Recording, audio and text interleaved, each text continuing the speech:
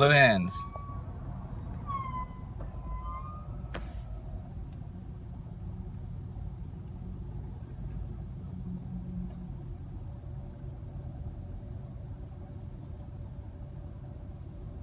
It's aqua something. Aqua guard. Sealant. Sealant for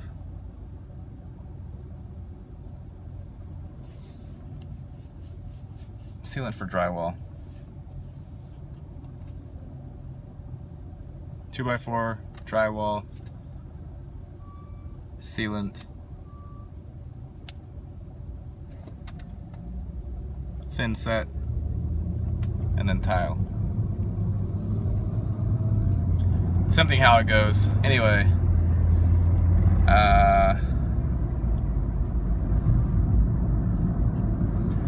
So there's only one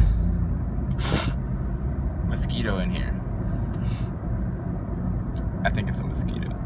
There's only one thing. Like, we think we have choices and options. Theoretically, we do. But theoretically,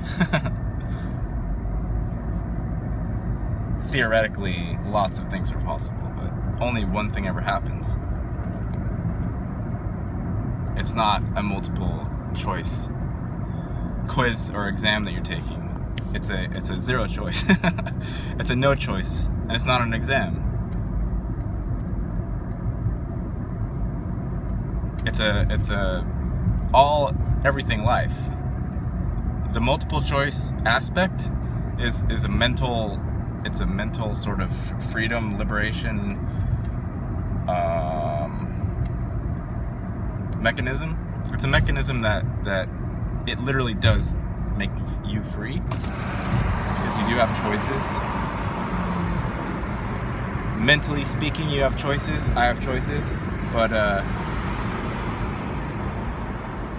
physically speaking, in terms of what actually plays out, what actually manifests in the timeline, you don't have choices, okay?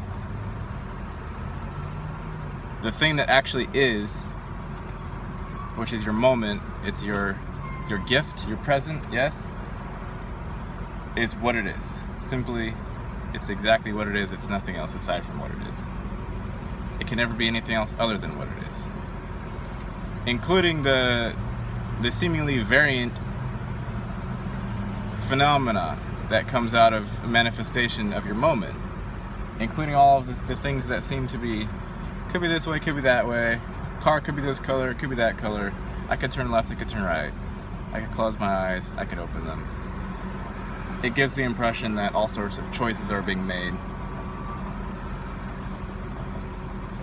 And they do exist in a sense, but they don't exist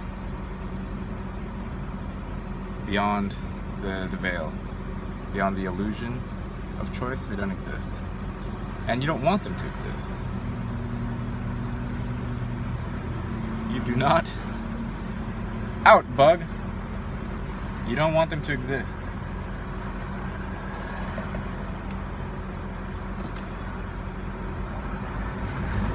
You want it to be how it actually is, which is, it simply is perfect.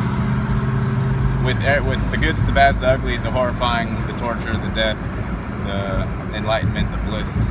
It's exactly how it must be. It can be no other way than it is. And then you have the mental overlay of seeming choice, of seeming possibility for differentiation. It's not actual, it's seeming. That's why people can argue all day, because they're talking about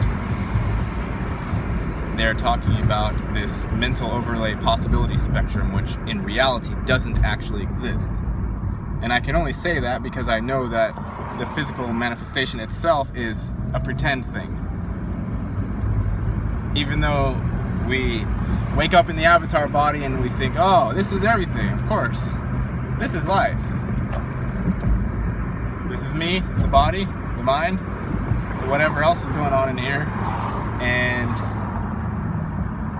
what I see with my eyeballs and what I hear with my ears. All of these things are what is life and what is real, and so on. And only till way later on, after you've had all this shit traumatized out of you, and you're not so much full of bullshit as you used to be, then you realize, that none of that was real. None of it is currently real, even though I'm still experiencing it. And none of it ever will be real. And that which is real is the completely invisible, the non-phenomenal, or as Mooji would call it, the nominal. It's the only part of the existence that can't be controlled, or it can't fall under the illusion of control, right? Every other part can be controlled or can fall under the illusion of control, except for that one. And that one, of course, can't be pointed out, because if it could be pointed out, then, Big Brother or Uncle Sam, they'd be like, that thing over there looks pretty fucking valuable. Better put a price tag on it. So people do try to sell it. They try to bottle it, lightning in the bottle, like Eminem talks about. They try to bottle it. If they see an artist like Eminem, then they go and try to bottle it, right? But the part that's actually valuable can't be seen or touched or heard or sold. And thank God that it can't be sold, because if it could, then we'd all be fucked.